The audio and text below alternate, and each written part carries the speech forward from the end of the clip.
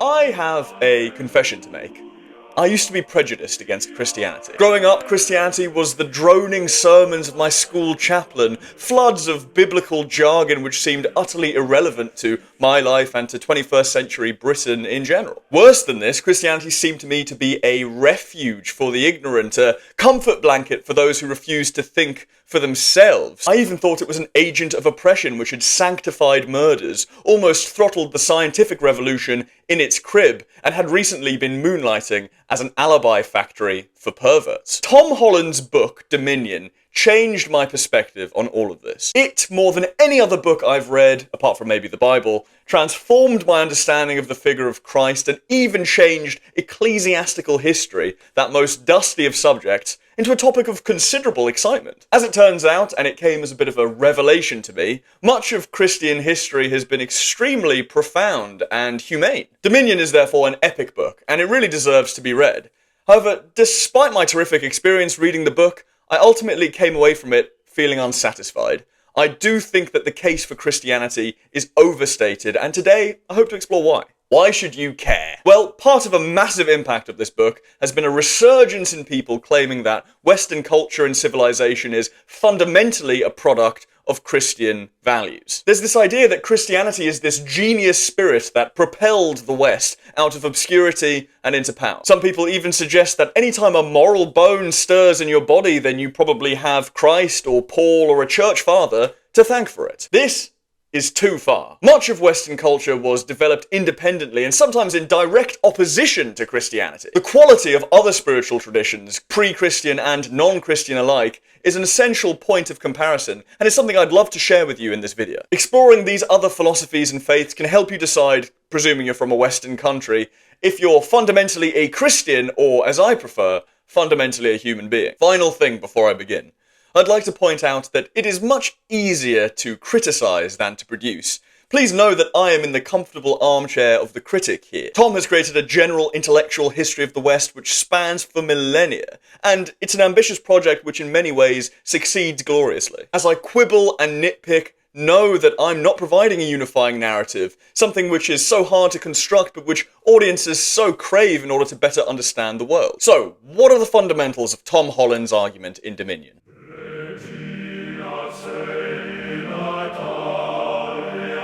His main argument is that most everything in the West's intellectual history owe themselves to a major extent to Christianity. He suggests that everything from our attitudes to violence, to social justice, and even the sciences owe themselves to our Christian legacy. He claims that the coming of Christianity was the greatest revolution in the West and turned many of the assumptions of the classical ancient world on their heads. Tom argues that many who revoke Christianity are simply unaware of its deep importance. Even Western atheism is a product or offshoot of Christianity as far as Tom's concerned, as well as atheistic creeds like humanism and even Marxism. To use an all too commonly used metaphor, Christianity is like the water in a great ocean, and we're the fish swimming around in it. So vital, so fundamental to our existence, but so ubiquitous that it's basically invisible. I want to say that there's definitely truth, even a big dollop of truth, to this claim. Christianity's impact has been ignored and diminished to an unjustifiable extent in recent decades, and the new atheists were particularly bad at this. Christianity did make major contributions and did shape European culture in many ways that people today would consider positive. But my first disagreement with Tom comes in the area of violence.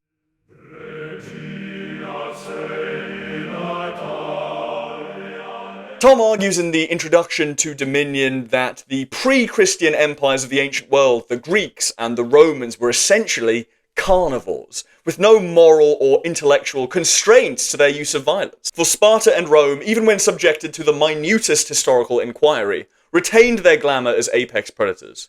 They continued to stalk my imagination as they had always done, like a great white shark, like a tiger, like a tyrannosaur. So, Greece and Rome are dinosaurs, terrifying, glamorous, yet fundamentally alien to us. He argues that their callousness is revealed in their records. Caesar could slaughter 1 million Gauls and enslave a further million, and nobody really objected. In fact, nobody batted an eyelash. While it's all too easy to romanticize people like the Spartans from the comfortable distance of millennia, If you were a slave being abducted and killed by the Spartan secret police, or a young boy being beaten in a military school, you'd probably find it considerably less epic. Many of what we consider today to be our most noble and gentle virtues were things expounded by Christ and his followers, less so by militaristic Greeks and Romans. So far, so good. I agree. However, while Tom might be terrified of the Romans, and with every reason to be, I am more terrified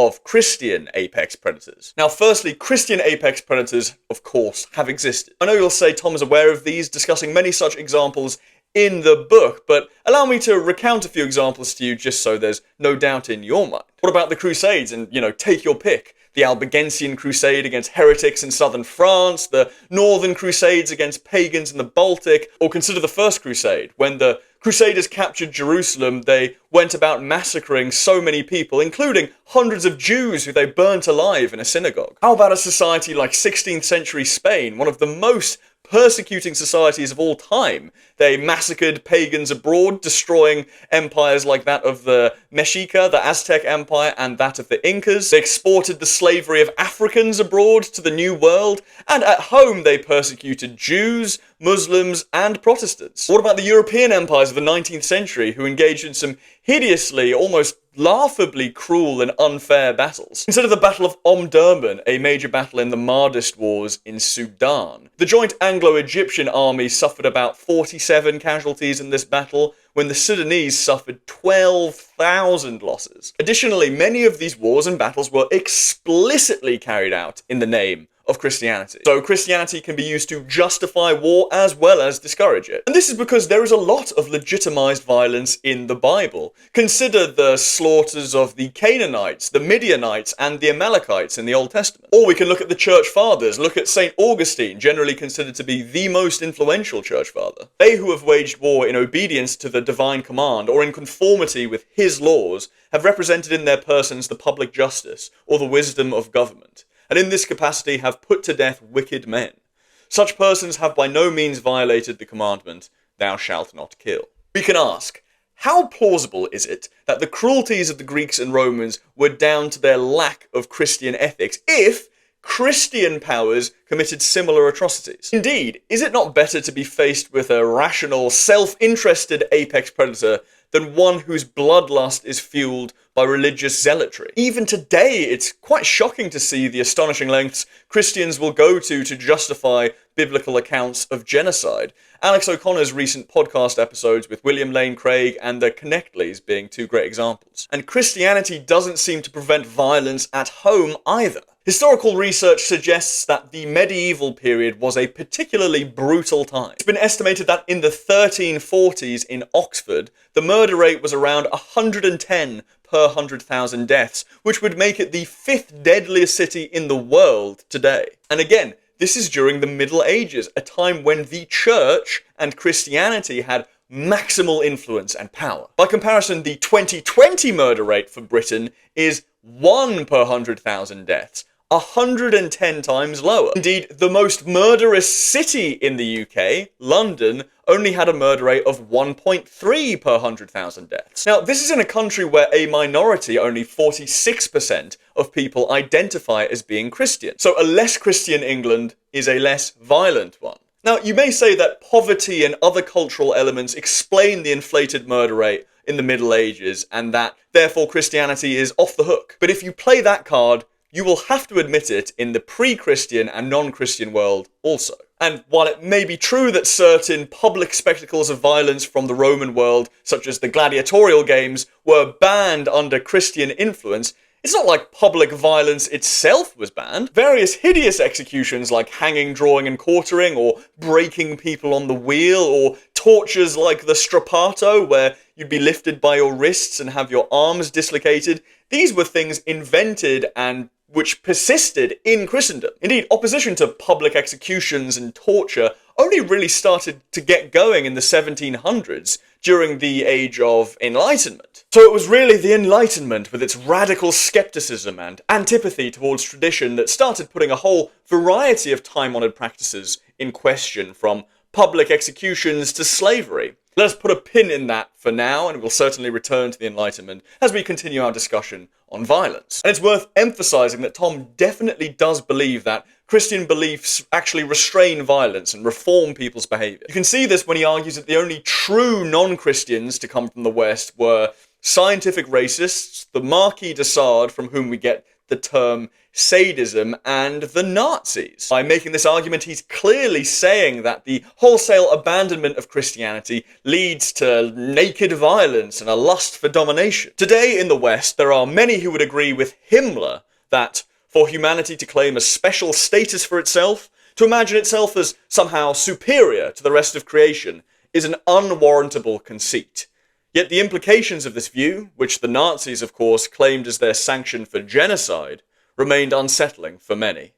Himmler, at any rate, had understood what license was opened up by the abandonment of Christianity. As it happens, I do think that humanity has a lot more in common with the natural world than traditional Christianity allows for. I even made a full video about it, which I'll link in the description. Tom would therefore place me in the auspicious Himmler tradition, who I think is a laughably unfair representative to choose. Yes, the Nazis degraded everyone to the status of animals or even sub-animals, but the Jains, the Sikhs, the Buddhists, the Hindus, and even certain Christian and Islamic mystics chose instead to raise the status of animals and the natural world to that of holiness. They argued that all things have the germ of divinity within them, and not just human beings. So there are clear alternative philosophies which imbue animals and the natural world with spiritual significance and do not trample on human dignity in the way a Himmler does,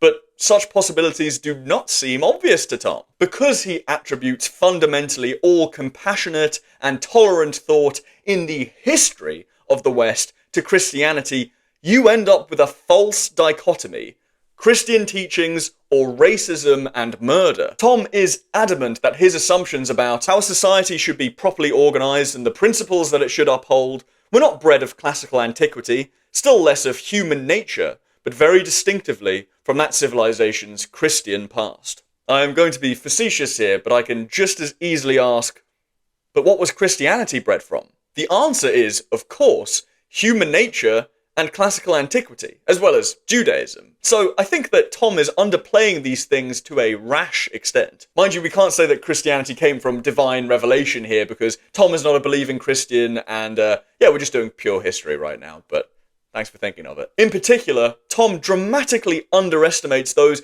benevolent parts of human nature and human spirituality which were not dreamed up by the genius Western mind, but which are attested to all over the world. There are many peaceable teachings and social rules found in the world's other religions and cultures. Consider the Moriori of the Chatham Islands, now part of New Zealand, who, after a long period of bloody civil strife and conflict, implemented something called Nanuka's Law in around 1500. This was essentially a strict code of non-violence and pacifism which ruled on these islands before they were invaded by the Maori. What about the Indian religions, again, of Jainism, Sikhism, Buddhism, and Hinduism, which have long preached a doctrine of non-violence, or ahimsa, and this concept is inclusive of all sentient life, including animals. Mahayana Buddhists, who predominate in China, Korea, and Japan, even go so far as to having special rituals for releasing animals back into the wild, animals like turtles and fish who can actually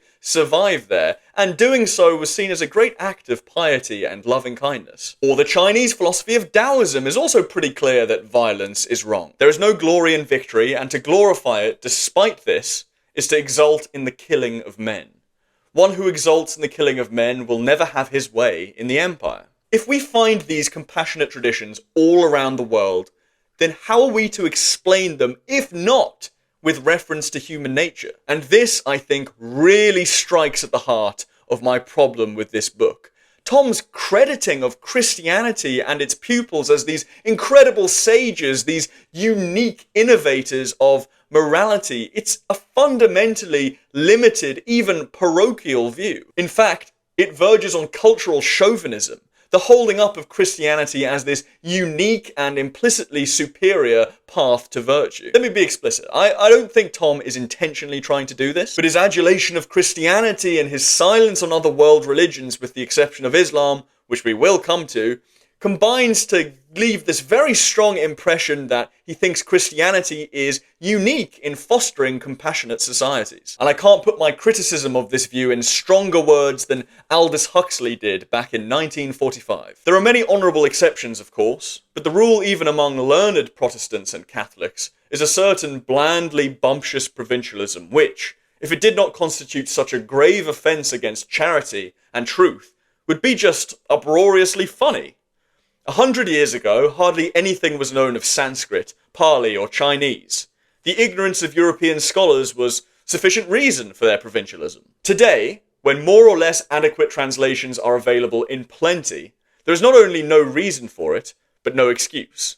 And yet most European and American authors of books about religion and metaphysics write as though nobody had ever thought about these subjects except the Jews, the Greeks, and the Christians of the Mediterranean basin and Western Europe. This display of what, in the 20th century, is an entirely voluntary and deliberate ignorance is not only absurd and discreditable, it is also socially dangerous. Like any other form of imperialism, theological imperialism is a menace to permanent world peace. Fine, you might say. Compassionate non-violence has been seen as a moral virtue in other parts of the world, but not so in the pre-Christian classical world, and so Christianity deserves credit for introducing an ideology of love there. But is this actually true? Well, I think in a more limited sense than Tom suggests. We know, for example, that some pagan Romans did in fact have an ambivalent view towards empire. Tacitus is a great example. His account of the speech of Calgacus, this Scottish chieftain and foe of the Romans, either preserves the actual words and sentiments of a Celtic chieftain, or is a device used by Tacitus to smuggle in his own opinions about empire. Either way, it shows a principled pagan opposition to the notion of violence and conquest. Robbers of the world, having by their universal plunder exhausted the land, they rifled the deep. If the enemy be rich, they are rapacious. If he be poor, they lust for dominion. Neither the east nor the west has been able to satisfy them. Alone among men they covet with equal eagerness poverty and riches. To robbery, slaughter, plunder, they give the lying name of empire. They make a solitude and call it peace. Or why don't we consider the towering Stoic philosopher and statesman Seneca? He said, "We are mad not only individually but nationally. We check manslaughter and isolated murders, but what of war and the much vaunted crime of slaughtering whole peoples?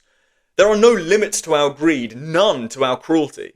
And as long as such crimes are committed by stealth and by individuals, they are less harmful and less portentous. But cruelties are practiced in accordance with acts of senate and popular assembly, and the public is bidden to do that which is forbidden to the individual." Or what about Pliny the Elder's remarkable line, "For mortal to aid mortal, this is God, and this is the road to eternal glory." Furthermore, Roman poets like Propertius or Tibullus were explicitly hostile towards senseless war and slaughter, and instead champion a serene and quiet life. With these examples at hand, we can see that there were streams of what we might call compassionate thought flowing through the pre-Christian Roman Empire. Tom specifies that it was not just the extremes of callousness that unsettled me, but the complete lack of any sense that the poor or the weak might have the slightest intrinsic value. However, arguably you can already see the idea of a divine, immortal soul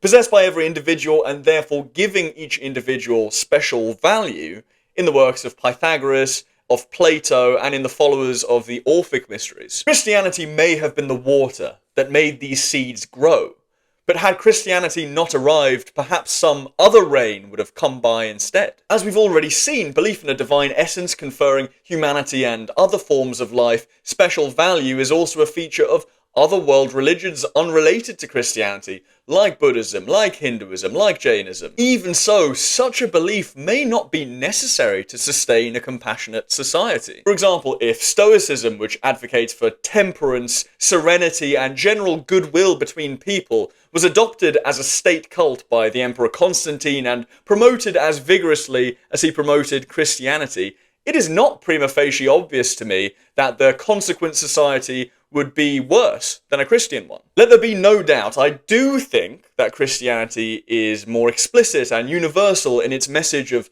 divine love than any of the classical philosophies. But as we have seen, not all Christians rejected violence, and many would conquer, justifying their conquest on the basis of spreading their faith. The potential for violence or compassion and attendant ideologies is latent in all human cultures because these proclivities are fundamental to human beings. So, where does this leave us?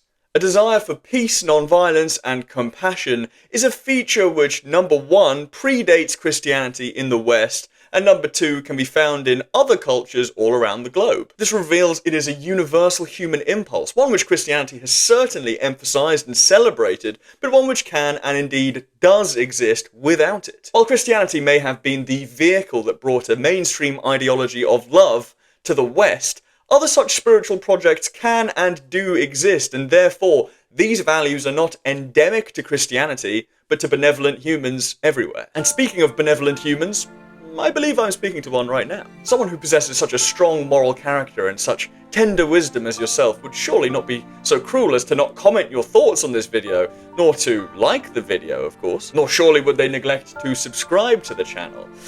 Perhaps you even have the depth of wisdom and of pocket to give me some money on Patreon, Nay, perhaps I go too far.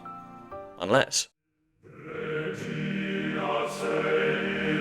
Let's now discuss slavery. Now, the ancients could of course be horrible and brutal to their slaves, and Tom paints a very bloody picture of this. No death was more excruciating, more contemptible than crucifixion. To be hung naked, long in agony, swelling with ugly wheals on shoulders and chest, helpless to beat away the clamorous birds. Such a fate, Roman intellectuals agreed, was the worst imaginable. This, in turn, is what rendered it such a suitable punishment for slaves. Tom frames the use of crucifixions as a symptom of Rome's veneration of the strong and detestation of the weak. However, we must ask ourselves, how much of the cruelness of Roman slavery was down to a lack of Christianity in the empire? We know of pre-Christian thinkers who had compassionate views towards slaves. The Greek philosopher Alcidamas, who lived in the 4th and 5th centuries BC, is reported by Aristotle to have taught, "God created all men free. Nature has made no one a slave." The Stoic Seneca makes it plain that slaves should not be treated with anger, and should in fact be judged on their merits and treated, as it were, as equals. Kindly remember that he whom you call your slave sprang from the same stock, is smiled upon by the same skies, and on equal terms with yourself breathes, lives, and dies. It is just as possible for you to see in him a free-born man as for him to see in you a slave. This really isn't any less generous than St. Paul offers slaves, for example. In Ephesians, Paul states, "Slaves, be obedient to your human masters with fear and trembling, in sincerity of heart, as to Christ." In Colossians, Paul advises members of the church who are slave masters to treat your slaves justly and fairly, realizing that you too have a master in heaven. There is an entire letter of Paul, the Epistle to Philemon, in which Paul returns a runaway slave, Onesimus, back to his master, Philemon. Of course, he instructs Philemon to treat Onesimus as a brother, and in fact, treat him as well as he would treat Paul if Paul was visiting, which is very impressive, actually, and quite moving. But he still returns him, and he does not speak a single word against the institution of bondage. Crucially, the Bible does, whatever else you want to say, very explicitly condone slavery. Tom, to his credit, does acknowledge this. Exodus 21 and Deuteronomy 15 are very explicitly about the handling, buying, and selling of slaves, as well as their physical punishments. There are in fact so many justifications for slavery in the Bible that a truncated version, the so-called Slave Bible, was used by slave masters in the British West Indies to justify their abuse of other human beings. Despite this, Tom suggests that abolition was just a matter of playing out the same old Christian themes of love and equality before God. He says of the 4th century bishop and abolitionist Gregory of Nyssa that Gregory more clearly than anyone before him traced the implication of Christ's choice to live and die as one of the poor, to its logical conclusion. Gregory's abolitionism is very impressive and fascinating for being so early and so unparalleled. But this is a single example, an aberration. If Christianity was inherently abolitionist, then surely we would see more examples than just Gregory of Nyssa. Why do we have to wait over 1300 years to see more Christian abolitionists? We can debate whether Gregory, in opposing slavery, was acting more in the spirit of Christ than his peers. But the very fact that he was so unique in doing this is proof that Christianity itself was not inherently abolitionist. As we've already discussed, Tom heavily suggests that Christianity, when it was introduced to the West, essentially civilized us.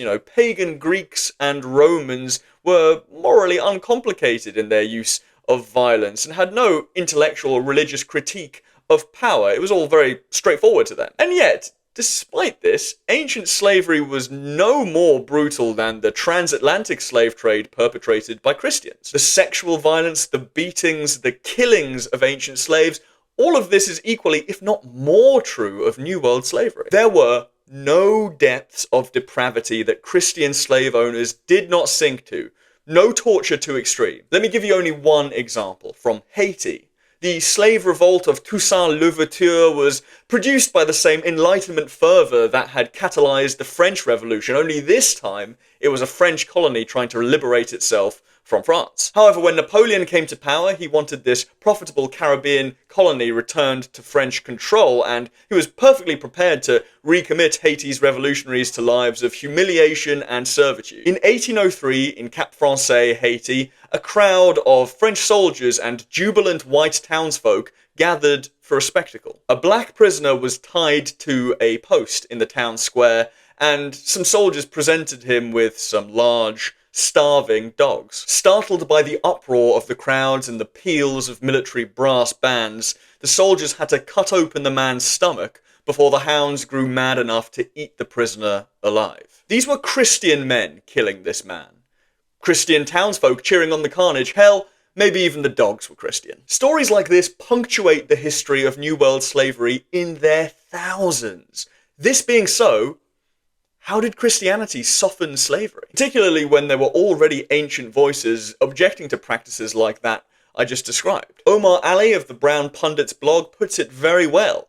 Holland thinks the mistreatment of slaves in the classical world reveals Greco-Roman paganism to be fundamentally amoral, but he thinks that the mistreatment of slaves in the 18th and 19th century doesn't really reflect on the moral content of Christianity, despite biblical justifications for slavery. This, I'm afraid, is a double standard. The earliest modern abolitionists were the Quakers, who arose around 1600 years after Christ's death and know how to make a damn good bowl of oats. Tom connects the Quakers' abolitionism to mainstream Christianity in a straightforward enough way. It was at once a startling repudiation of an institution that most Christians had always taken utterly for granted, and yet bred of Christianity's marrow. It's true that the Quaker belief in the inner light or conscience does have precedent in wider Christianity, that much is fair. But it's worth pointing out that they took this idea and ran with it, and took it way further than most of their contemporaries, to the extent that Quakers were allowed to worship in whatever way they saw fit. The individual conscience was supreme to the Quakers, and not so for their peers. They were guided first and foremost by the inner light. The individual conscience was supreme. There are also many other factors which Tom fails to consider, which help us understand why the Quakers might have become abolitionists, factors which, inconveniently, draw our attention away from Christianity's marrow. Quakers were religious radicals, persecuted in both Britain and America, as well as being fined, and that sense of persecution may have given them some solidarity with slaves. They also tended to be independent craftsmen and merchants, and therefore were not plugged into the slave economy and didn't rely on slavery to make a living. Their radical egalitarianism is also rooted in the British civil wars of the 1600s, when old political and religious certainties were dissolving. Religious radicals were in Parliament, the head of the king was lopped off. Talk of levelling social ranks, digging new communes, and refusing to doff hats to gentlemen all emerged because the old hierarchy had been so thoroughly shaken. You can see the Quakers' notion of equality, which far surpassed their Anglican peers as being a unique legacy of this specific period of history. This egalitarianism, in turn, undergirded their support for abolition. So Tom's simple explanation of Quaker abolition stemming from their belief in the primacy of the Holy Spirit doesn't quite cut it when the Quakers believed in many substantially different things to at least the early church and most of their peers. Not everything they believed was different, but a lot was. For Tom, their abolitionism is explicable by their Christianity, but for me, I think the question of why the Quakers came to oppose slavery when opposing slavery was a fringe position has to be sought in their differences with mainstream Christianity, not their commonalities. In fact, it's worth pointing out that the first country to actually ban slavery was revolutionary France in 1794, a government of atheists and deists about as far from the Christian mainstream as it gets. Tom further argues that Christians can and have been somewhat flexible in their interpretation of Scripture because of their belief that the Spirit of God is more important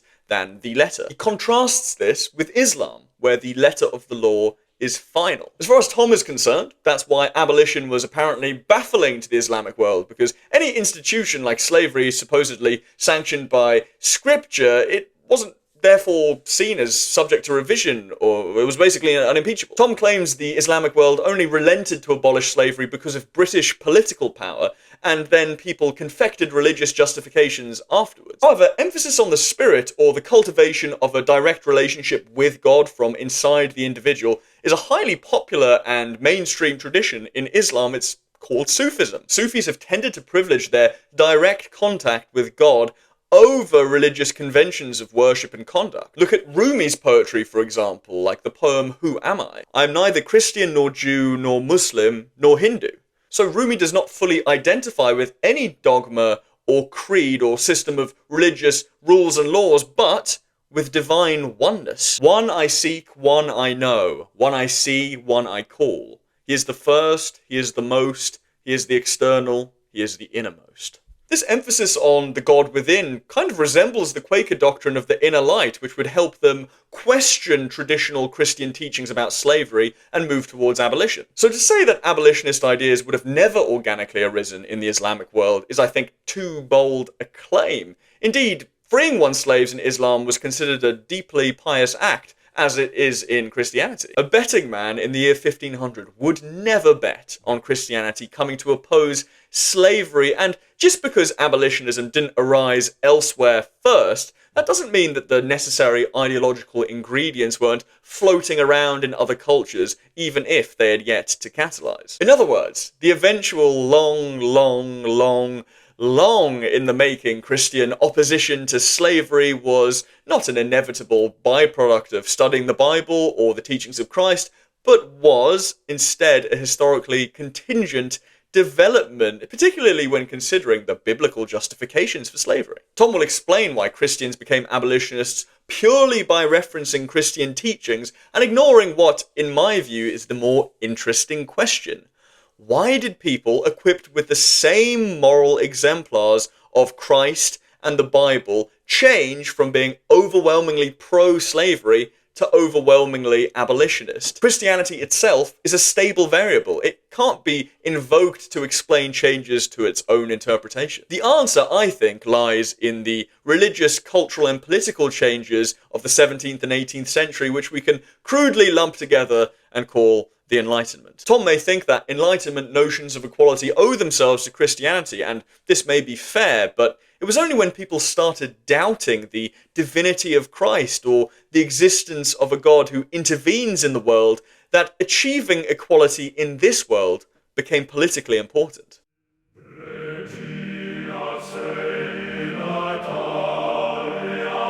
We have touched on Christianity's championing of the poor, but let's now discuss it further in the context of class and wealth redistribution. Tom says that Christianity has a unique ethos of compassion towards the poor, and looking at the teachings of Christ, it's hard to argue with that. However, when it comes to a practical level, what Christian charity looked like, it's not always clear that Christianity does have a unique claim to this. Tom marvelously illustrates all the amazing orphanages and charitable initiatives set up as a result of Christianity, even in the early church in the Roman Empire, and how Rome's last pagan emperor, Julian the Apostate, bemoaned the lack of social welfare that pagan temples dished out when the Christian churches were providing so much succor to the needy. However, to defend Rome briefly, there were feasts at Roman festivals where the poor would get free food. Now, this may not have been because of their inherent worth, but I'm not sure people really cared for what philosophical reason they were getting free food. Of course, there's also the cura annone, the Roman grain dole, in which the poor of the city of Rome would get free bread. And also, allow me to caveat this idea that Christendom was a land preoccupied with wealth inequality. Certainly the poor were not seen as equals in medieval Europe, when again, the church was at its strongest. For example, in England there were numerous laws like the 1363 Statute of Apparel and other sumptuary laws, they're called, from throughout the Tudor period. These laws essentially prohibited members of the lower classes from buying and wearing certain fabrics, lest they be mistaken for someone important. Elite opinion was that the lower orders needed to be marked out for their vulgar rank, and such opinions were not limited to England. Andreas Capellanus, a French nobleman who wrote a famous and influential treatise on courtly love in the 12th century, argued that true love could only be had between two people of the same class, the same social status. Now, these attitudes may not have originated in the church, fine, but the very fact that they didn't shows that there were moral, cultural, and intellectual tendencies in Christendom which arose untethered from Christianity. The mere acceptance of this should shake our confidence in ascribing so much to Christianity, as if it had a completely impregnable hegemony over everyone's mind. So while Christianity preached the dignity of the poor and committed itself to charity and helping the vulnerable, a commitment to political equality was largely absent in Christian history. The argument that human equality needed political expression and that the consent of the majority was needed for just governance was an argument pioneered by Enlightenment figures like James Madison, John Locke, and Jean-Jacques Rousseau. It's fair to argue that this belief in political equality originates with Christian assumptions, but it was these men at this time who laid the groundwork for political equality and representation, not Christ, not the Church Fathers, not medieval monks, not Martin Luther. And then we turn to other parts of the world and we look at a place like China. There we find humane attitudes and policies towards the poor. Look at the work of Mencius or Mengzi, who was the second most Confucian philosopher after Confucius himself. He says, therefore an intelligent ruler will regulate the livelihood of the people, so as to make sure that, above, they shall have sufficient wherewith to serve their parents, and, below, sufficient wherewith to support their wives and children. That in good years they shall always be abundantly satisfied, and that in bad years they shall escape the danger of perishing. After this he may urge them, and they will proceed to what is good, for in this case the people will follow after that with readiness. So Mencius is arguing that people can't be left alone to live in poverty and must be given help and support and education so that they can be morally virtuous. This is a very modern sentiment. What about revolutionary sentiments based on an idea of a classless society, say? There have certainly been communist Christian movements which have wanted class distinctions abolished. We can cite figures like John Ball of the English Peasants' Revolt, or Thomas Müntzer, the early Reformation German rebel, or what about the Levellers and the Diggers of the British Civil Wars? But again, dreams of a classless future and remaking society are not in fact endemic to Christianity. Let's look at Mahayana Buddhism, certain strains of which emphasize the Buddha nature, every being's latent divine potential. You combine this with the veneration of Amida Buddha, which was open to anyone, and anyone could become saved by the great Amida by just repeating his name, and you get a recipe for political upheaval. So this notion of everyone being spiritually equal is also there in Mahayana Buddhism, and can be and was used to foment revolutionary political movements. Consider the Ikko-Ikki movement of 15th and 16th century Japan. It emerged from the teachings of the Jodo Shinshu sect of Buddhism founded by Shinran in the 13th century. This sect came to prominence in the 15th and 16th centuries and emphasized the salvation of all people through faith in the Amida Buddha, promoting the idea that everyone, regardless of social status, could achieve enlightenment. They rejected social status and rank and ran farms and temples communally, as well as having a military arm. Or consider the Kharijites, a major force in early Islam who believed that anyone should be eligible to become caliph, that there was equality among Muslims and only a hierarchy of piety, and who held disdain for class and privilege, preferring an austere communitarian lifestyle. Tom's emphasis on Christianity's antipathy towards inequality overlooks the fact that beyond Christianity's definitely compassionate messaging, Christian charity may just fulfill the same role as wealth redistribution that you find in practically all societies. There is a clear and radical message of helping poor people in the teachings of Jesus, and Christianity deserves major props for having such tenderness towards the vulnerable. Christ's message of love was indeed profoundly new, but social welfare and charity exist in a whole range of societies, even if not supported by an idea of divine love. Indeed, while Christian history was punctuated by occasional communist revolts, it is only in the Enlightenment when the idea of political equality is instantiated in political theory and practice, and this formed the bedrock of today's liberal democracies.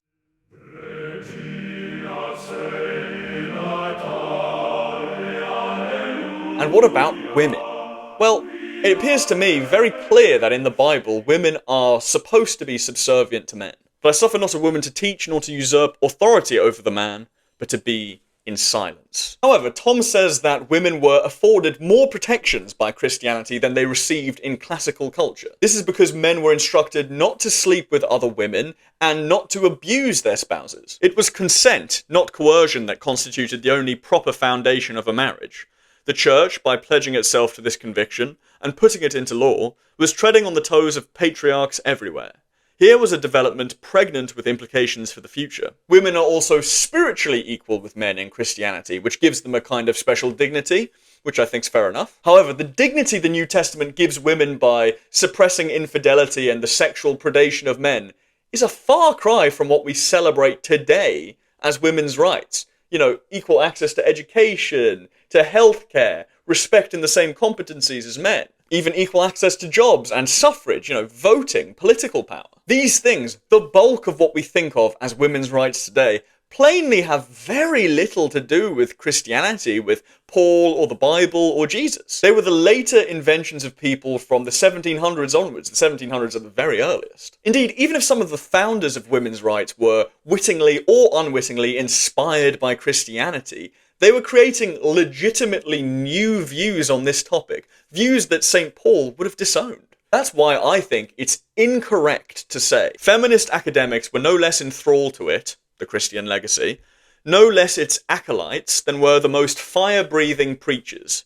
Any condemnation of God as patriarchal and repressive derived from a framework of values that was itself utterly Christian. But the thing is, Tom, nobody for the first 1800 years of Christianity was calling God patriarchal or repressive. The birth of feminism was again a unique and contingent event in world history, not an inevitable endpoint of biblical reasoning. It was again the Enlightenment and particularly the 19th century arguments in favour of political equality which helped stimulate the birth of feminism. And just as an aside, it kind of diminishes the efforts of social reformers like Sylvia Pankhurst, who are out-and-out atheists, to give Christianity all of the credit. What's more, we can't chart an evolving progression of women's rights through the late antique period into the medieval period and on as Christianity permeated through society, which is what you'd expect if Christianity was inherently pro-woman. In medieval Europe, for example, adulteresses were commonly punished by having their nose cut off, when men would receive a fine and maybe a little bit of social stigma. Women's legal rights were subsumed into that of their husbands until the late 19th century, for crying out loud. It seems clear to me that while there is some basis for the better treatment of women in the Bible, to give Christianity the credit for modern women's rights is just not going to cut it. Do you seriously think that the religion whose two largest denominations, Catholic and Orthodox, refuse to this day the ordination of female priests? Do you really think that this religion was the engine of feminist reform? If you believe that, then you really are a believer. Also, let me share a quick analogy with you. There is neither Jew nor Greek, there is neither slave nor free, there is neither male nor female, for you are all one in Christ Jesus. This is one of Tom Holland's favourite quotes to show the progressive nature of Christianity at its core. It seems to establish Christian universalism, there's neither Jew nor Greek, Christian abolitionism, there's neither slave nor free, and equal rights for women. there is neither male nor female. However, is this statement a literal commitment to equality from Paul? I'm going to use an argument from my friend Alex O'Connor here, but doesn't this make Paul a woke gender abolitionist?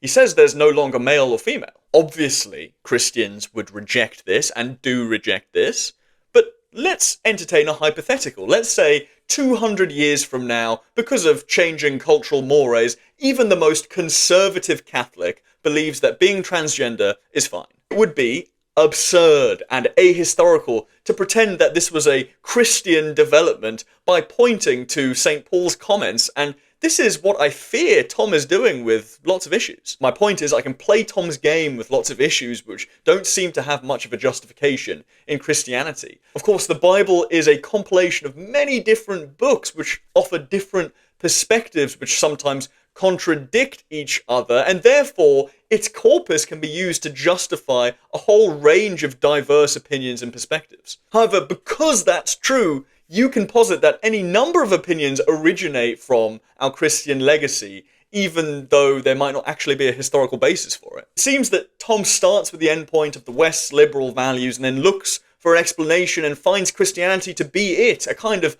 monocausal explanation, even though I think, in truth, history is much more random and contingent and difficult than that. I'm not saying that Tom's analysis has no historical basis. It often is very well evidenced and argued, but I'm just saying that this is another reason to be skeptical of giving Christianity all the credit for every idea, as I think is Tom's disposition. In conclusion, it's anachronistic to find ideas of political equality in the Bible. These things were invented later, and you are reading them backwards. While there might be seeds of these ideas in the Bible, Tom seldom recognizes that those seeds needed to be tended and nurtured and sprouted in specific social contexts, and they might have died otherwise. They might never have come to fruition. Slavery, women's rights, and working class rights all became major political issues during and after the Enlightenment, when anti-clerical and anti-religious worldviews were on the up and up. Our modern ideas about political equality were forged by Enlightenment thinkers, some of whom looked at classical republics and democracies for inspiration. If political equality is a cake,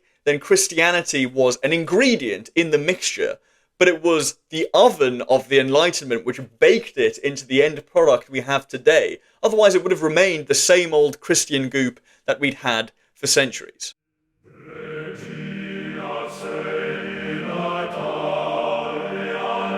Let's move on now to science. Now, science is another thing that I think Tom very inappropriately gives all credit to Christianity for. Tom thinks that the very idea of science, as elaborated in the 19th century, as distinct from magic or religion, itself is an extremely Christian idea, a uniquely Christian idea. Science, precisely because it was cast as religion's doppelganger, inevitably bore the stamp of Europe's Christian past. To this I say, fine, maybe that's correct. But it's as if Tom does this to imply that all the content of the word science, i.e. the empirical study of the natural world, that process itself is uniquely Christian. Some people, especially the Greeks, were assumed to have science. But just because science took on its current meaning in the 19th century, that doesn't make it a historically useless word. What other words should we use for ancient inquiries into the natural world, or for ancient inventions, if not science? Tom's exposing the fact that the word had a 19th century origin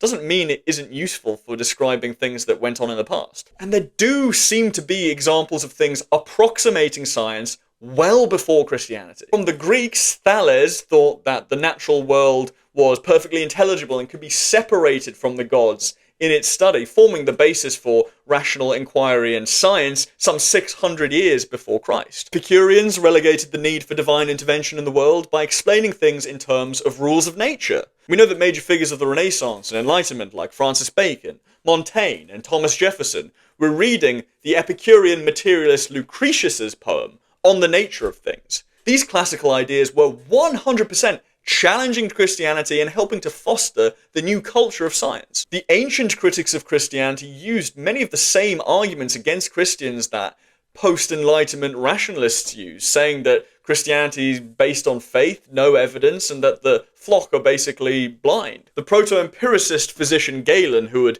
conduct horrible but technically impressive vivisections on animals, would decry the dogmatism of fellow doctors with the phrase, "One might more easily teach novelties to the followers of Moses and Christ." Of Moses, again, Galen said, "It is his method in his books to write without offering proofs, saying, 'God commanded, God spake.'" Or how about Celsus, who lamented that Christians do not want to give or to receive a reason for what they believe, and used such expressions as, "Do not ask questions, just believe," and "Thy faith will save thee." Porphyry, another scathing critic of the early church, claimed that Christianity was an unreasoning faith. Indeed, Tom is actually very clear that it was Aristotle's belief in an ordered cosmos that Thomas Aquinas reconciled with Christianity, and that formed the basis of natural theology, which would much later evolve into science. So the idea that the ancient Greeks gave us science is basically right as far as Tom's analysis goes, even though he denies it. Christianity adopted and elaborated on Greek and pagan understandings of the cosmos, that seems fair to say, but pretend that Christianity has a unique claim to science when it was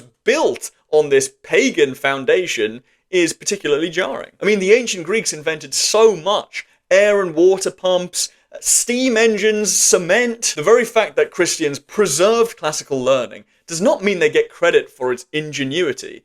Pagan Greeks and Romans were preserving this stuff long before they knew about the Trinity. And what about China? Chinese inventions are staggering, from the compass to paper, printing, and gunpowder. What about Islamic inventions and scientific contributions like kerosene lamps, magnifying glasses, or algebra, which was also based on Indian mathematics? Indeed, both the Islamic and Indian worlds made major contributions to European science, even stimulating and catalyzing its development, particularly through interaction between these cultures in touchpoints like Iberia, Sicily, and the Crusader states. Tom's acknowledgement of scientific cross-pollination is insufficient. The 11th century Arab polymath Al-Hazan is famed for his use of empirical experiments to gain knowledge, and his rejection of believing things on authority. European natural philosophers like the 13th century monk Roger Bacon were reading men like the 9th century polymath Al-Kindi, who helped pioneer the use of Indian numerals in the Arab world. Or what about Al-Khwarizmi, who helped build on Indian writers' work to popularize the concept of algebra? And yet we're told that Christianity has this unique claim to science, this unique sympathy with science, even though, let's say, it's only been 500 years since the West has been technologically dominant. Tom tells a story of how Chinese astronomers just couldn't compete with the Jesuits in the 16th and 17th century because their astronomy wasn't based in an understanding of the natural world, which was fundamentally Christian. The Christian inheritance of natural philosophy had revealed itself to be nothing if not Christian through and through. What a load of bollocks, honestly. I could tell another story. What about this one? In 807, Harun al-Rashid, the Abbasid Caliph, sent Charlemagne a water-powered clock. Charlemagne's court was gobsmacked. They were flummoxed by the technology. They didn't understand how it worked. How come these Christians didn't understand how this clock worked if science was so baked into their religion, huh? Why were they, after 5 centuries, half a millennium of Christian worship, so much more primitive in maths and science than the Arabs or the Chinese? Now, I know Tom's focus on dominion is just the Protestant and Catholic worlds, and therefore, maybe if he had unlimited time and unlimited pages, he would have done more cross-cultural comparisons. Fair enough. But here's the rub. If Christianity, per se, is this uniquely science-friendly belief system that Tom paints it out to be, then why do we have no considerable Orthodox, Nestorian, Coptic, Ethiopian, Armenian inventions, huh? These are all Christian churches. Where are all these other scientific revolutions in all these other churches around the world? It's only the West where this happened. I speak sweepingly here, maybe even rashly, because my expertise on these churches is non-existent. However, I'm happy to argue tentatively that these churches have not advanced scientific and mathematical knowledge to the same extent as the ancient Greeks, the ancient Romans, the Chinese, the Indians, or the Islamic world. I mean, if I'm wrong about that, tell me in the comments. Christianity may have absorbed science, and science may have been advanced by churchmen and in churches, but to say that they have this unique claim to science, that Christianity was this monolithic vehicle of science, is just wrong-headed. Again, science predates Christianity and exists outside of it. Maybe there is something in Christianity which makes it inherently pro-science, but the history of science is so complex and multifaceted, with so many cross-cultural contributions that simply lumping in scientific progress as another Christian achievement seems simplistic to the point of arrogance.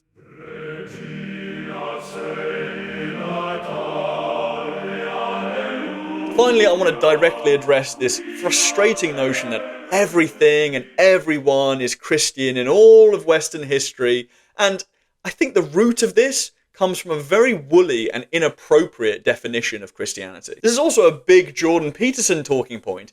Everyone is Christian, even avowed atheists are Christian, they just don't know it yet. Such an assertion relies on Christianity being so broadly defined that even those who reject Christ's teachings, who reject the dogmas of every church, who even call Christ a charlatan and Christians fraudsters, that even they can be included. Even these are considered Christian as long as they believe in something so tenuously connected to Christianity as the worth, dignity, and autonomy of the individual and the right of every human being to the greatest possible freedom compatible with the rights of others. And I say tenuously linked because these beliefs are not derived straightforwardly from a belief in God and Christ as his son, nor are they dependent on that belief. If Christianity doesn't simply mean a belief in God and Christ as his son, then I really don't know what we're talking about anymore. Maybe this is just me. Maybe I'm just a bit thick, but as far as I'm concerned, if you reject Christian beliefs,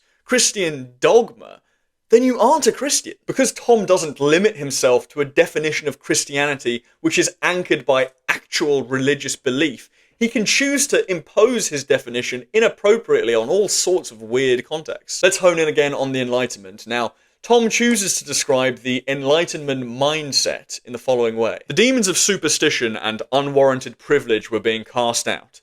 People that had been walking in darkness had seen a great light.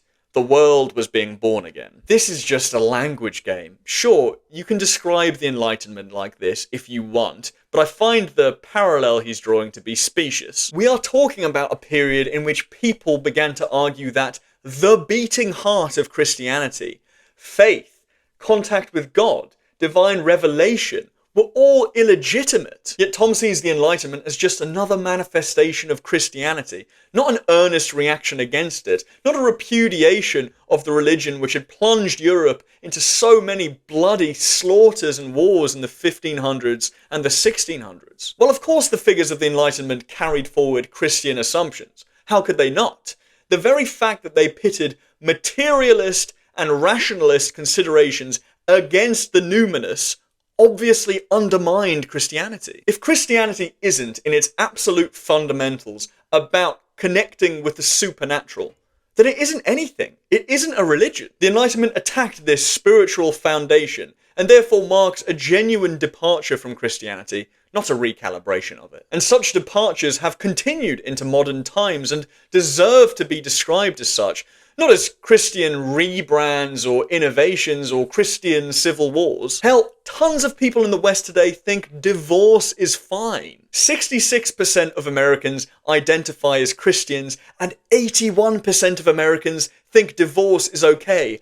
This is a position that Jesus Christ himself was at explicit variance with. I tell you that anyone who divorces his wife, except for sexual immorality, and marries another woman, commits adultery. Tom would be able to find a reason to tell you why liberalizing divorce is still Christian because it prioritizes compassion or allows people to escape oppressive institutions or some baloney like that. But it flat out contradicts the teachings of Christ. Saying that people who oppose Christ's teachings and those who support them are both operating on a Christian paradigm is confusing and unhelpful. Actual believers in Christ, I think, should be particularly hostile to this framing that the Enlightenment and the West's gradual moving away from religious faith is just another development in Christian thought and not a radical departure from it. If we are in a Christian sea, then the water is evaporating.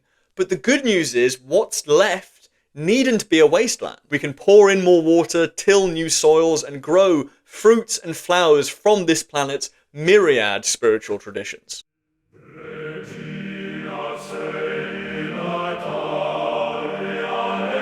So, Where does this leave us? Tom has taken us from the silly denialism of the new atheists who refused to admit that Christianity had ever done anything good to a similarly silly place where every moral and intellectual belief formulated in the West was a product of the church and only the church. Christianity has had an enormously deep impact on global culture and ways of thinking. It's furnished us with profound moral teachings as well as insane acts of depravity. Its importance is massive, but even so, Tom has overstated it. He gives anti-slavery or women's rights a genealogy which stretches back 2,000 years, but fails to explain why these things took root in the 1700s and later. Maybe there are seeds of these ideas in the Bible, but the question as to why they germinated when they did remains inadequately answered. I do not accept that every single bit of moral and intellectual progress in the West for 2 millennia has just been riffs on what's in the Bible. People have come up with genuinely new ideas and then sometimes justified them with the Bible. Moral teachings like the Golden Rule, do unto others as you would have done to yourself, arise all over the world because they derive from deeper moral and spiritual experiences which in turn are derived from our human natures regardless of culture. Let us not forget that Christianity came from people, was created by people, whether divinely inspired or not, and was revised by people in their respective contexts. Human nature, human psychology, and humane spirituality predate and prefigure Christianity in deeper ways than Holland allows for. Tom places all moral and intellectual history from the time of Constantine onwards into this bubble of Christianity and says you can't look outside of it unless you want to reject morality entirely. But revoking Christian dogma is not and has never been the same as rejecting a good life, wisdom, morals, or compassion. As I keep saying, though Christianity may have been a beautiful purveyor of these things, it does not have a monopoly on them. We can find new ways of meaning in the world. We can take what works and what's beautiful from Christianity and all of the rest of the world's philosophies. We can certainly use the Bible as a source of spiritual inspiration and as a moral guide, but we can also draw from the Dhammapada, from the Quran, the Upanishads, the Taoist works. We can pull from secular philosophy and atheism and all of the world's manifold spiritual and intellectual traditions. And we should. I want to leave you with the words of Symmachus, a 4th century Roman senator who was still a pagan when that was becoming increasingly unfashionable. He objected to the altar and statue of Victory placed in the Senate House by Caesar Augustus being removed by the Christians in the reign of the Emperor Gratian. We ask then for peace for the gods of our fathers and of our country. It is just that all worship should be considered as one. We look on the same stars, the sky is common, the same world surrounds us. What difference does it make by what pains each seeks the truth? We cannot attain to so great a secret by one road. Hi everyone, thank you so much for watching that. It took a load of work and yeah, it was super fun to make. I'm really happy that I've reached 1,000 subscribers so quickly. So really massive thanks to everyone who's helped me get there, everyone who subscribed.